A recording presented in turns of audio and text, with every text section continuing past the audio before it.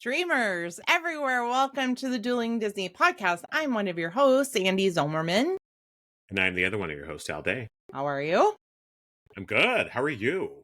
We're late. We were like a week later than we normally record. I have been spending my weekends being as low-key as possible. The weeks, as you know, have been ramping up in September, as yours have as well. And as both educators who start in August, September, it's a busy time. Educators don't have, well, I shouldn't say this. There are so many people older than me that have energy, but I'm like, what am I doing with middle schoolers? I probably have no business being with middle schoolers. I mean, as a person who knows he has no business being with middle schoolers or elementary schoolers or high schoolers, I'm with you. High schoolers, I could do probably. I've never had enough energy for elementary, even when I was in elementary. Middle school, I always thought, yes, that's my sweet spot. Middle school is great. And now I'm just tired all the time. I substitute taught elementary school for about 2 years, and I'm still exhausted. Yeah. And that was like 20 years ago. That's right. I forgot you did that for a little bit. Oh my God. It was so much work. So much work. It is. And every time you settled one student down, okay, you guys are great. No. You're reading. You're doing okay. Okay, you're bouncing off the wall. It's whack-a-mole. Okay, let me go over here. 100% of the time. God, it's so hard. 100% of the time. It is. So. Oh, it's so hard. Oh, but we're off to a start, and here you go. So, how was your Disney week? Did you have one? I did. I mean, we've been super busy at work. For longtime listeners of the show, you know, I work at a higher education institution in the state of California that's known for protests. So we've been pretty busy with the semester starting. And so I have been getting home late for a couple weeks.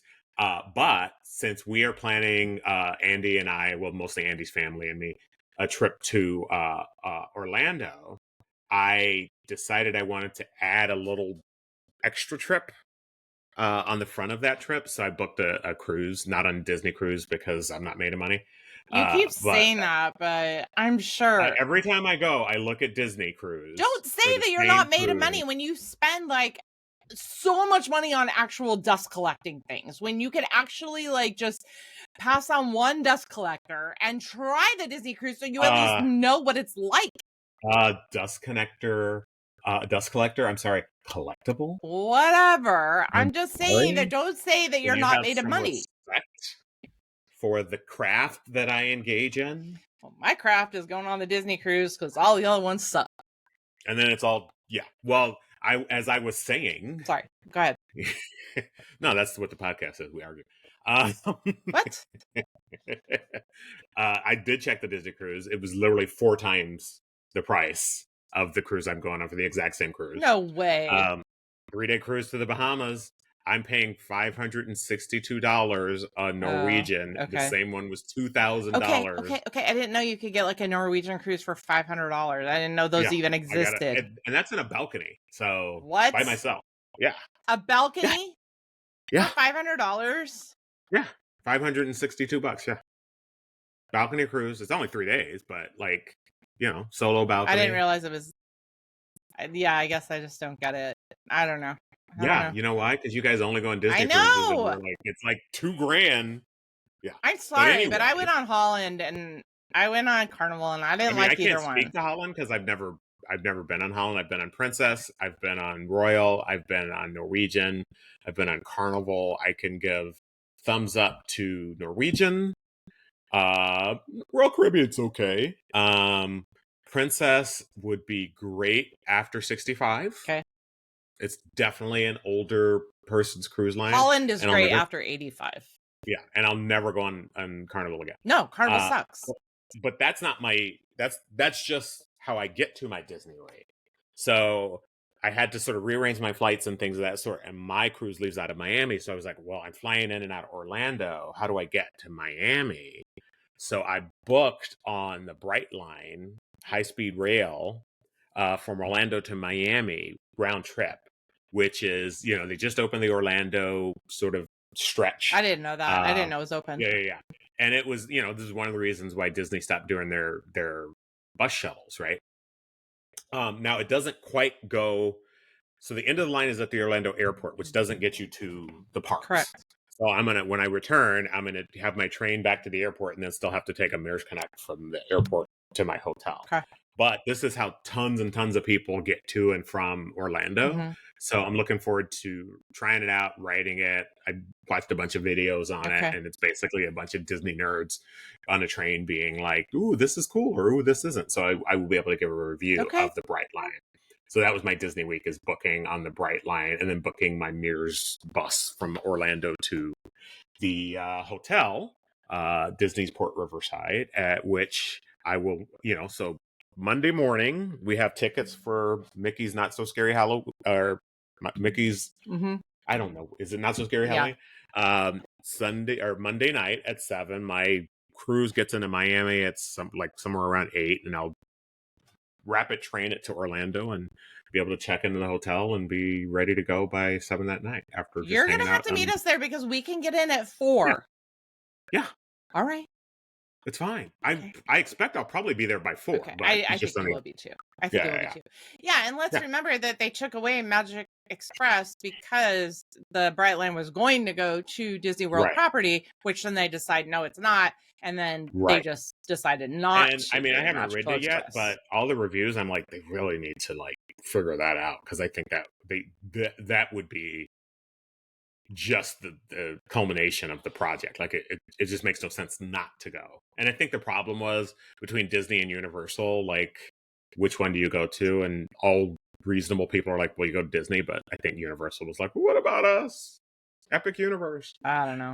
But I will be trying out the Bright Line, and I will share with our listeners and viewers, how that worked for us. That So trip is coming up soon because, as you know, I got my gray color today, went to go do that. Mhm.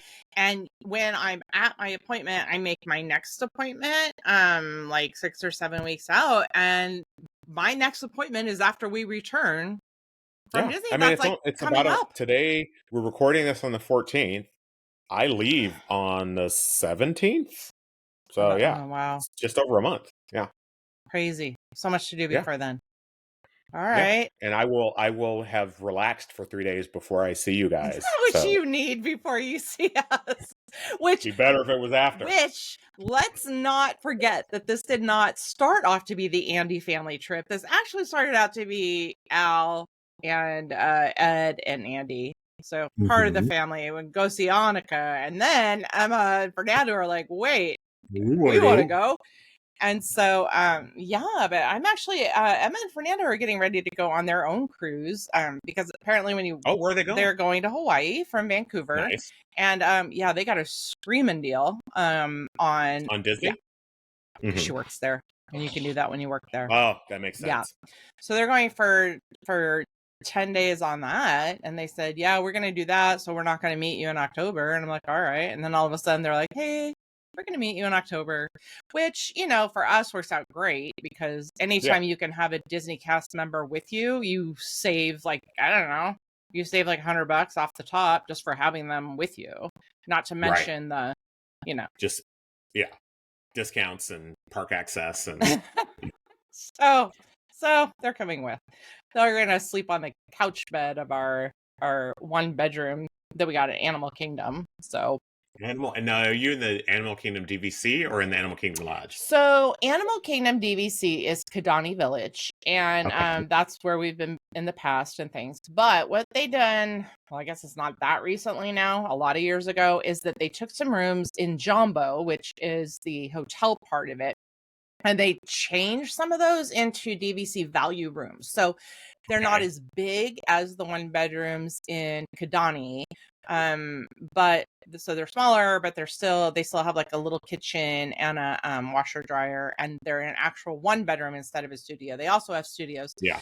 But they're value, so they're not as big, and they don't cost as many points. Which, by the way, you had said one time that you might be interested in visiting the DVC selling location. Are you still interested in doing that, or do you not have enough time now because you're doing the I cruise? mean, it depends on what we do those days. So yeah, I'm not opposed to it. But the more research I did, the more it just didn't seem to work, even for the small. I Okay. was like, well, maybe I'll just buy a small number of points. And Okay. the way they have it set up now is because I was like, oh, on the aftermarket points are pretty cheap, Yeah, but but you miss all the other cool stuff. yeah, Yeah. you should. And Yeah, quite honestly, I think my biggest thing is you have to schedule so far ahead. It's kind of impractical. you don't have to schedule that far ahead.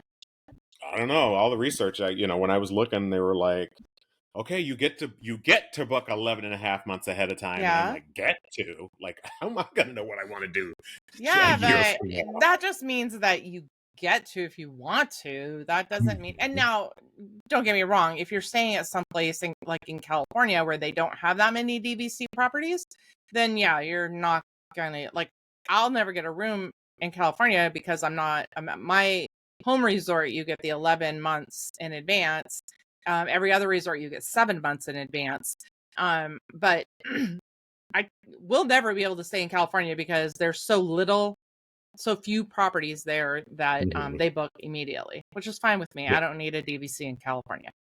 But I mean, there's so many in Florida that last time we went at Christmas time, we were able to get a 2-bedroom. I think Annika found out in October that she was going to be in the Candlelight Processional Choir, and we booked a 2-bedroom and had my whole family there in less than 2 months. So, And where's your home resort and where were you booked?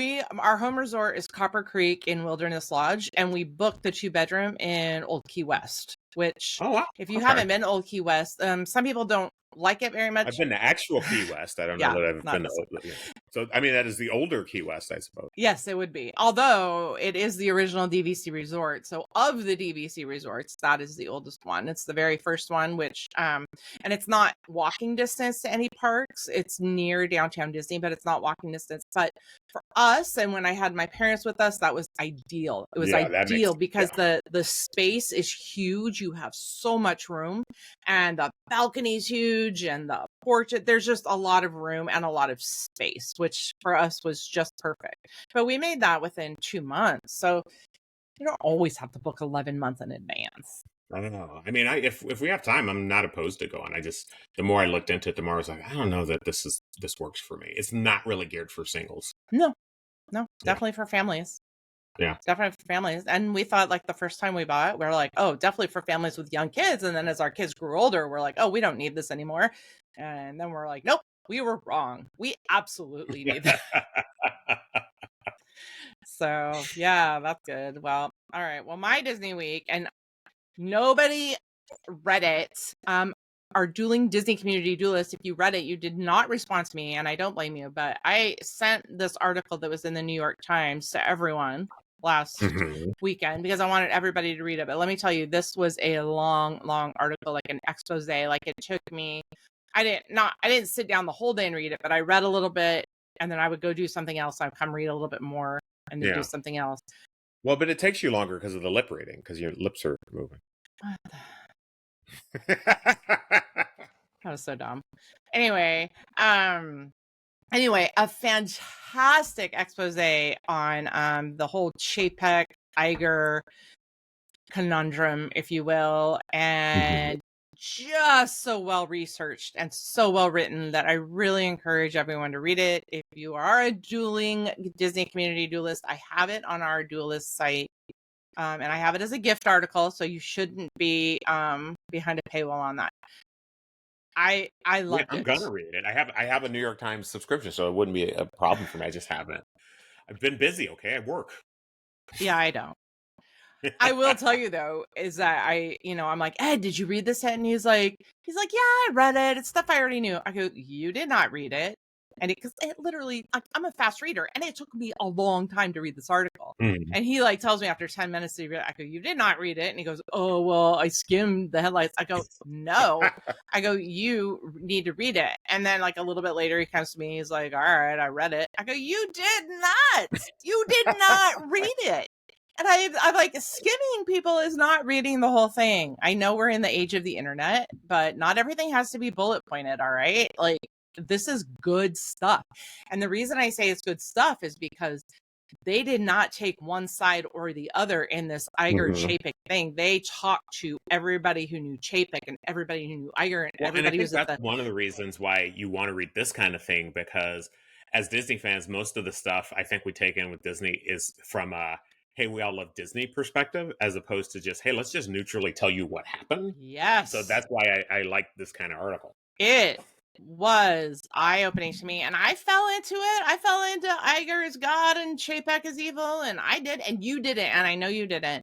I know you were like, well, everybody's got problems. I mean, yeah, but Iger loves everybody, and he loves Disney, and he loves make-believe, and I mean, corporations are going to corporate, is all I'm saying. holy cow. And so, yeah, it made me, I still don't think Chapek, I agree with Chapek's decision-making, and maybe he wasn't the right person to be the CEO, but Iger did set a lot of stuff up before Chapek took over that failed. So it's the whole thing is about perception and investor value. That's what it's about. Like we want to take it as this sort of mythic battle over different stories. It's all about who is maximizing value for investors and who is perceived as maximizing value for investors. That's how it works. Yeah, we have I don't know. I don't think she'll get in trouble for this because it's said in sarcasm, but we have this thing in our family where we talk about, the jobs and kind of joke about teachers. Well, teachers, what is your why? You're working for your why. So we have this joke about what is your why? Why are you there? And Emma's always like, for shareholder value. That's why I'm here.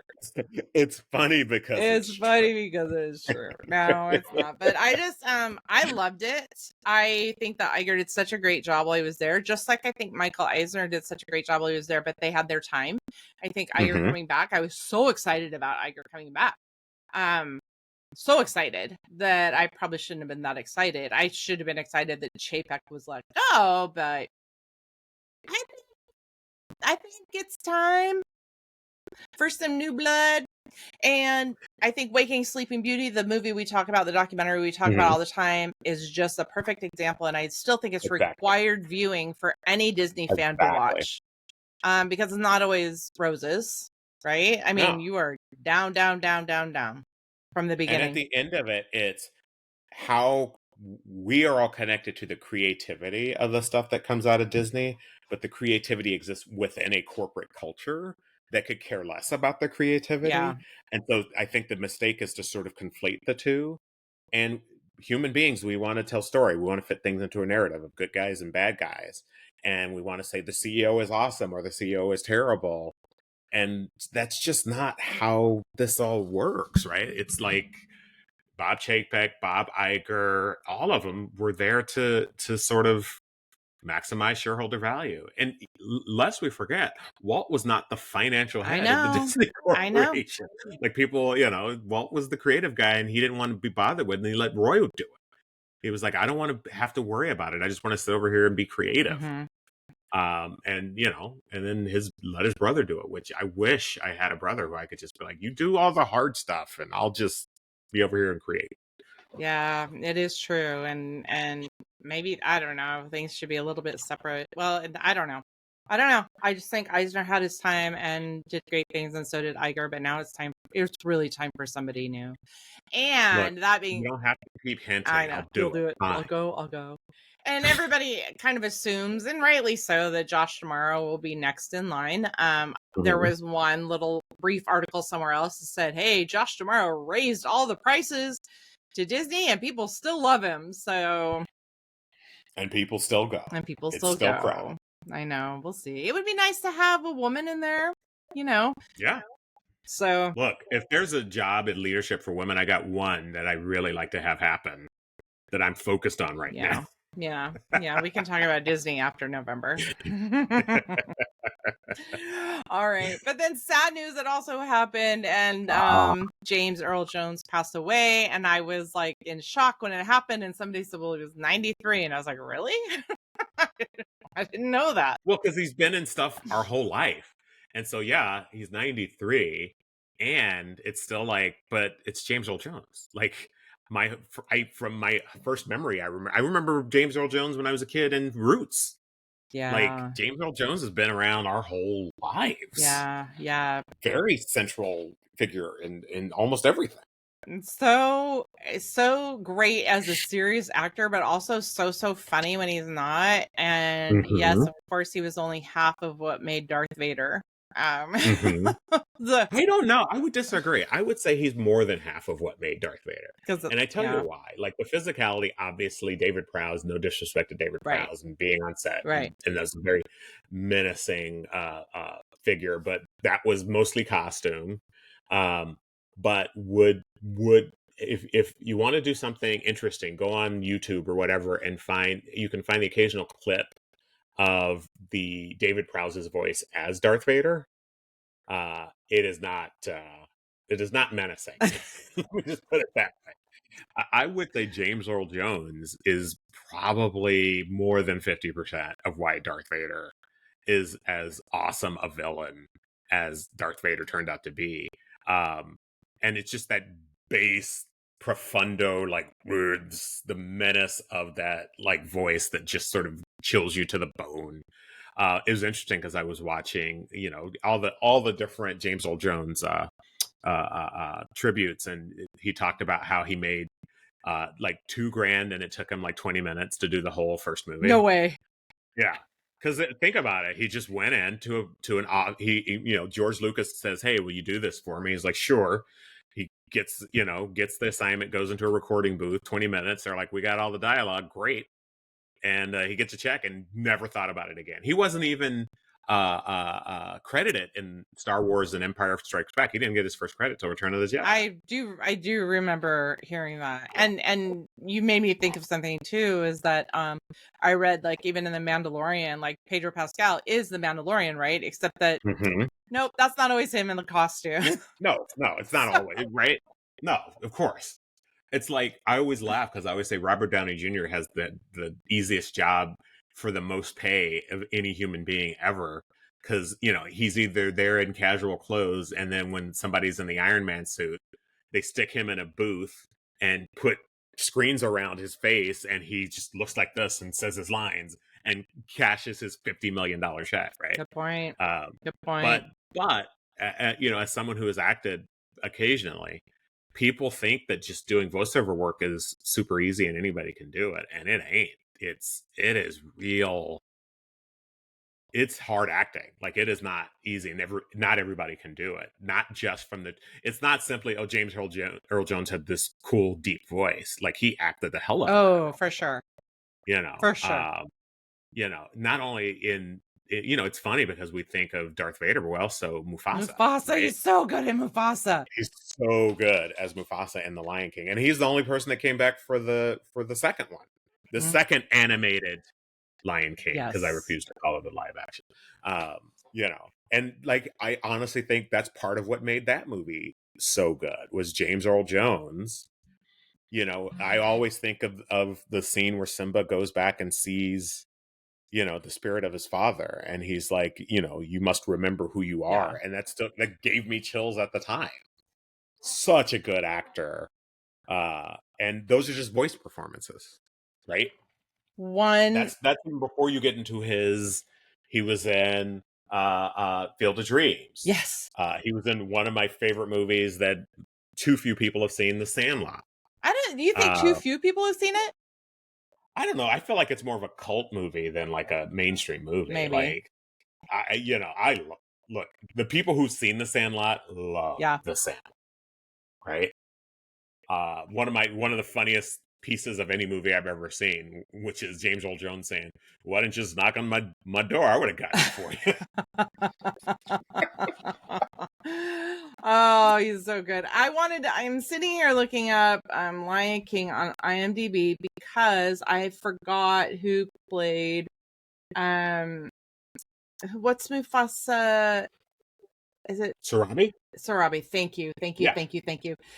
So Madge Sinclair, but right, who also paid his wife in Coming to America. Coming to America, if you saw that first, which we did because that is who we are.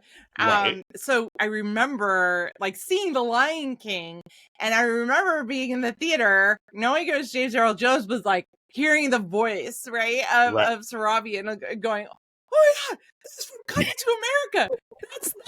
Two from Coming to America, and the fact that in Coming to America they had the lions, like that was, and I love the it. missed opportunity of not having Eddie Murphy play Simba. I mean, come on. Good point, but that was after. Would No, have it been was a very before different Lion King. Mulan.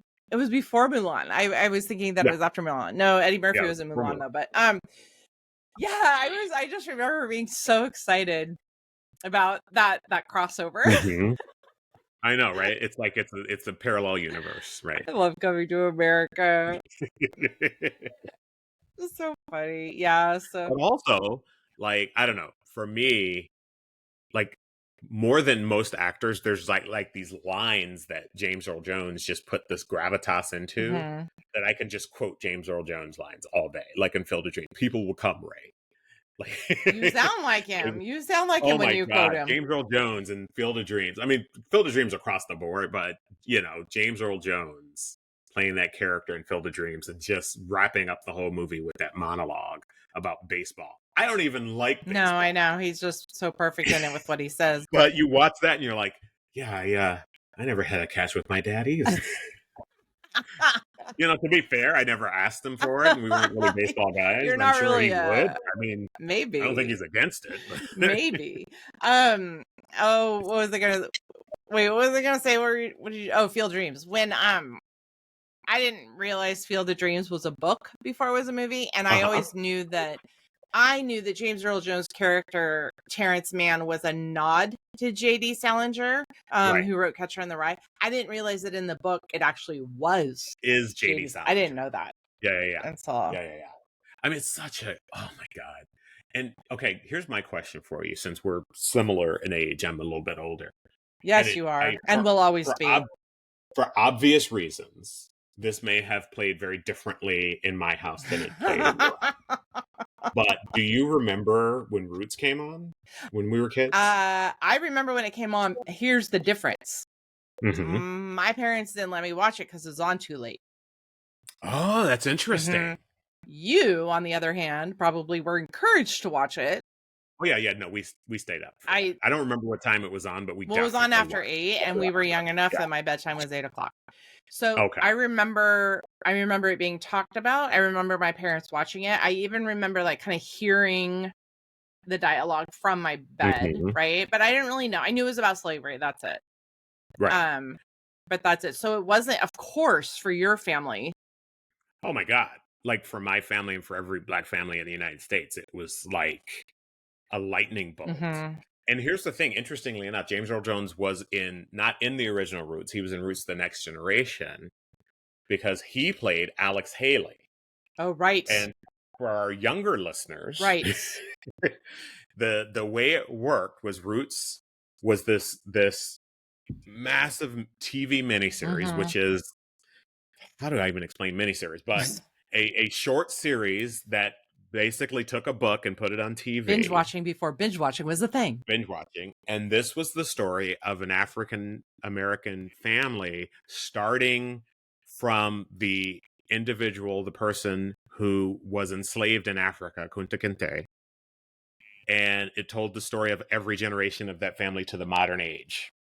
And this was a story that had never been told before in American history, and particularly on TV, right? So it was just massive and monstrous and really had this massive cultural effect, especially on Black folks. And in the second part of it was The Next Generation. James Earl Jones played the role of Alex Haley, who is the author, the real life author of the book. And again, I remember watching him find himself in Africa and talk to the griot, which is an African, which is a role in some African communities of the person who keeps the history, the oral history, and sitting there talking to the griot, who eventually, after telling the story for hours, eventually gets back to the story of Kunta Kinte, who was taken when he went to find a bark for a drum, and Alex Haley slapping his hand and go, "I found you, you old son of a gun! I found you." I remember that. I was like maybe 9 years old. I remember that. My brain, I remember Roots. I don't remember my parents watching The Next Generation, though I'm sure they had. Mhm. And I myself have watched Roots, and I know I've seen The Next Generation, but I don't remember The Next Generation. I remember Mhm. that James Earl Jones was in it. And maybe And a lot of people haven't seen The Next Generation because the original Roots ends at the Civil War with the first generation in freedom. Mm-hmm. And then The Next Generation is from the Civil War through the modern era, which takes them through Reconstruction and Jim Crow and all of the intervening generations. I've seen the first one on repeats. Again, kids, repeats is what he used to, Again, he used to air things again. You didn't really get to choose when they did it. You had to wait until it came on at a certain time on a certain channel. It was just, but Roots is one of those things that has been on throughout the years where it's just kind of on TV at random times, but The Next Generation, not so much. So I don't know if I would have gotten it on VHS or how I would have seen it, but I know I saw it. I just don't remember it. And now I want to go back and watch that generation, The Next Generation. Next Generation or New Generation? Next Generation. The Next Generation. Okay. Roots the I Next think Generation. I need. Because it basically follows from Chicken George and I think his daughter Kizzy. Yes. And then it tells the generations after that. I do remember it now. Wasn't Leslie Uggams Kizzy? Well, those were the characters that were also in the original Roots. The Chicken George and Kizzy were in Roots. Right. Chicken George and Kizzy were the generation that saw freedom. Oh, then maybe I don't remember the Next Generation. They were alive when they were the ones who were living when the Civil War ended. Right. Okay. I need to look that. The internet is very slow. We'll just say this. This isn't a Disney production, but if you haven't sat down and watched Roots, go do that. It'll change your life and perception and everything else. Please do. But James Earl Jones, that Field of Dreams. Can we talk about The Sandlot? Yeah. Kids, The Sandlot. Oh my gosh. Great movie. The Sandlot, movie about a bunch of kids just playing baseball after school for a summer and being very afraid of this neighbor, Mr. Myrtle, and how kids are kids and Mr. Myrtle is so scary until they actually talk to him and he's just a really nice guy who actually could help them out. And again, another baseball movie for James Earl Jones, who was also in Bingo Long and the Traveling All-Stars, another baseball movie. I saw that and I mean, I didn't see it. I saw that he was in that. I would also like to see, help me out here because my internet's super slow, so it's not working. The one he was in with Diane Carroll. I know the one you're talking about. That was a good one. Sally Fields was in that too, or what was it? It was the Claudine. 70s. Claudine. Yeah, Claudine. I was like, Claudine. Caroline. No, it's Claudine. I'd like to see that one as well. So there were all these early 70s movies that he was in that I completely missed because I was like 4. Right. Hey, I still watch The Godfather. Okay. Confess your unpopular opinion or whatever. I never saw any of The Godfathers. Oh my! All right, I'm just gonna leave that there because we're talking about James Earl Jones. But I grew up Disney, man. Who are we talking to? I know, surprise. Yeah, you're allowed to watch other movies. I don't even want to see. I don't even want to start the conversation of the non-Disney, although that might be the topic of conversation. The non-Disney classic movies you haven't seen. Have you seen Casablanca? I don't want to hear the answer. I've seen it. But I saw it in college because we had to watch it. Yeah. So. Because. Yeah. I know. I don't know if it was for class or if I said you have to watch Casablanca. No, it wasn't from you. Pretty sure I followed you to Rocky Horror Picture Show, but oh my god, I love Rocky Horror. I'm such a nerd. But here's another James Earl Jones story. Okay. I almost got a chance to see James Earl Jones live. I was in New York, and me and my friend Gina were in New York, and we got tickets to a Broadway play on Golden Pond, and it was starring James Earl Jones and Leslie Uggams. After the movie? Yeah. This was in the 2000, since 2000. But it was like based on the same story as the movie? Yeah. Okay. Well, I believe the movie was a play before it was a movie. Okay, I didn't know. I don't know. I don't know, man. The movie had come out, but this was the play. So James Earl Jones and Leslie Uggams were doing on Golden Pond on Broadway. And the night we got tickets for, Leslie Uggams was playing, but his understudy was playing the role, so I didn't get a chance to see James Earl Jones. I mean, great play. It was Oh. awesome. It was really terrific. But that was one of the reasons I wanted to go see it, was because James Earl Jones was on it, and I missed him that night. And now I'm like, ugh. And they did, as a matter of fact, I don't know if it was that theater, but they, in the last couple of years, they named a theater after James Earl Jones. In New York? One of the Broadway in New York, one of the Broadway theaters now, the James Earl Jones Theater. He's also a Disney legend. Very That recently. part I knew. Yeah, I can't remember which theater. Hold on, I should be able to find it quickly. What is the theater they named the James Earl Jones Theater? I can't remember. I'll find it. Okay. Yeah, that is a bummer. I'm actually surprised that with as many San Diego Comic-Cons that you've been to, that you've never seen him. I don't remember him ever going to I mean, it Comic-Con. seems like he would. You would think, but now keep in mind, I started going to Comic-Con in '98, and he hasn't been in the Star Wars movies that have come out since then. He hasn't really been in. Well, he doesn't have to. He wasn't. No, come on.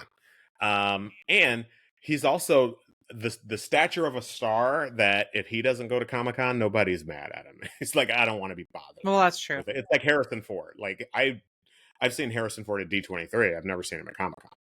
Wait, but he was at Comic-Con, right? Wasn't he at Comic-Con? Like, but I've never. Oh, because Hall H and all that. And I stuff. think it's only recently that he's gone, maybe once or twice. Okay. And that, it's because the studios write it into their contracts now. He wasn't showing up there before. But I mean, it's funny to have an actor that's just a part of our lives. To your point earlier, like, the man was 93, right? He wasn't young. But he was always old for us, right? Like, he was always the old guy. So I didn't know 93, because he could have been 93 30 years ago. Right. Yeah, 30 years ago he was still old to me, right? But it's just such a, like, when you think of Mufasa, when you think of Darth Vader, like, come on. I know. And I've even watching CNN, this is CNN. I know, you can't replace that. Yeah. I mean, interestingly enough, I don't know how I feel about this, but I'm glad it was a choice. He signed a contract with Lucasfilm that they're allowed to use recordings of his voice to use AI to generate lines for Darth Vader in the future. And he signed that contract. He just said, well, I just really want my family to make sure they have an ongoing sort of source of income. Wow. So, he will continue to voice Darth Vader if they choose to go that and route. Is it only Darth Vader, or did he give that permission to his family, so if CNN ever wanted to do something, they could do something? I mean, the only one I know of is Darth Vader, but I watch a fair amount of CNN, and I haven't seen them, like, go back to that interstitial, but they've definitely been putting it on his memorials on CNN. And it's his voice, man. There's a lot of people who are known for their voices, but he was also known for great acting. So that is like, that's amazing. Comedy, right there. Drama. I mean, come on. And he looks so dramatic, which was why, like, in things like The Sandlot, that he's this scary guy, right? But oh my gosh, I know it's not Disney, but Coming to America makes me laugh every dang time. And it's not just Eddie Murphy who makes me laugh. I love everybody in it, and I think that James Earl Jones is hilarious. So, yeah, I don't know. It's kind of sad. So, yeah, it is sad. It is sad. Okay. All right. Come on. All right. Yeah. Any voiceover I do, I'm trying very hard to do an impression of James Earl Jones and failing miserably. Duh. I can figure that out. Yeah, I was even thinking, I'm looking at IMDb as we're talking, and just like even all the Disney Plus Star Wars episodes and stuff like that, his voice in there. I mean, as recently as Obi-Wan Kenobi, and which was a great miniseries too. And he's done a ton of, like, cartoon voices too. Yeah, I mean, okay. He's an all-around good guy. There's actually this blogger that I like, Mark Evanier, who has this great story. He used to be the story editor on Garfield and Friends. And we'll put a link in the show notes of the story he just wrote about James Earl Jones when they were recording for Garfield and Sons, and James Earl Jones was recording in the next booth, and they had a really cool interaction. And you'll read it. Okay. We'll put it in the show notes, but it'll just make you like him even more. Okay. All right, groovy. We'll miss you, James Earl Jones, for sure. Mm-hmm.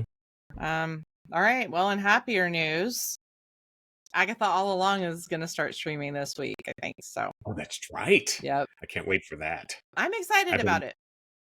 Yeah, well, me too. I've been rewatching Hawkeye, and I wanted to go back and like refamiliarize myself with some of the earlier Disney Plus shows that I haven't watched in a while. So I'll probably go watch WandaVision again, or at least the last episode of WandaVision before I start Agatha All Along again. Super excited about the cast in there. Patti LuPone, Aubrey Plaza, lots of good talent in that. So super excited to see where that goes. And Catherine Hahn is so funny. Catherine Hahn's awesome. I remember her from, what was the first thing? I think the first thing I saw her in was Parks and Rec, and I just thought she was awesome. Yes, she was so good there. She was so good there. All right. Anything more we have to tell our listeners before we sign off for the week? I don't think so. No, other than joining Dueling Disney Community Duelists on Facebook and following us on all of the socials. Not all. I say it all the time, but you know where we're not. Oh, I'll tell you where we're not. And guess what Al did? I didn't even talk to him about this today. What? Supported Elon Musk, even though we're not on Twitter. No, we're not on Twitter. I do despise Elon Musk, but I did buy myself a Tesla. Yes, I did. That's supporting him. Yeah, even though he talked about 100%. I'm not going to lie and pretend like I'm not. I despise him, and I gave him a lot of money. I cannot believe you got a Tesla. I can't. What do you want me to do? I don't know. But you know the counter to that? Car drives by itself. Oh, brother, whatever. You belong with all the families now of the students I teach. Up on Tesla Hill. We call it Tesla Hill. Everybody's got a Tesla where I teach. Oh, but you work at... I mean, let's be clear. Everybody's like, oh, you spent all this money. I literally am paying the exact same amount of money I was paying for the car. No, it's fine. I mean, I'm not on Twitter X anymore and whatever. Neither am I. Well, I also don't own a Tesla. Look, I can't justify it. I cannot justify it. I know. I despise Elon Musk. And honestly, it kept me from buying it for like 6 months. Good God. But then ultimately, it's a really cool car and I like it. Okay. More power to you, dude. More power to you. All right. But we are on the Facebook and we are on the Instagrams and Threads. That's about it. I do have some TikTok. Like I share whatever we do on Dueling Disney for Instagram. I share on my personal TikTok because we don't have a Dueling Disney TikTok yet because we always said we weren't going to go TikTok and we just never have. I don't know. You have a TikTok? Do you have a personal TikTok? I have a TikTok account. I have never put anything on TikTok. And here's the thing about TikTok. I have I haven't watched it enough for the algorithm to float things that I would be interested in. So it's kind of hard to get started with TikTok. And it's really for the kids, which I get. I mean, because everything that's on there for the adults is also put on Instagram Reels. So I'm always like, okay, well, it doesn't really. Yeah. We don't really. I'm 100% okay with certain things not being for me anymore. Okay. I'm 55. Good. All right. Well, if you are... You kids have fun. Yes. Enjoy yourselves. Have a good time. And that's where we are. So if you are on TikTok for some who knows why reason, I do share our content on my personal page, but most of the time we're on Reels and Instagram, and then thanks for the over 50 crowd, like Facebook. So anyway, join us. Like Facebook. Join us there at Dueling Disney.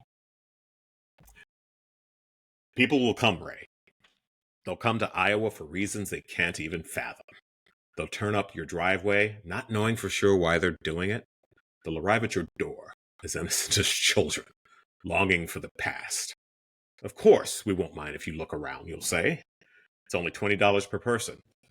They'll pass over the money without even thinking about it, for it's money they have, and peace they lack.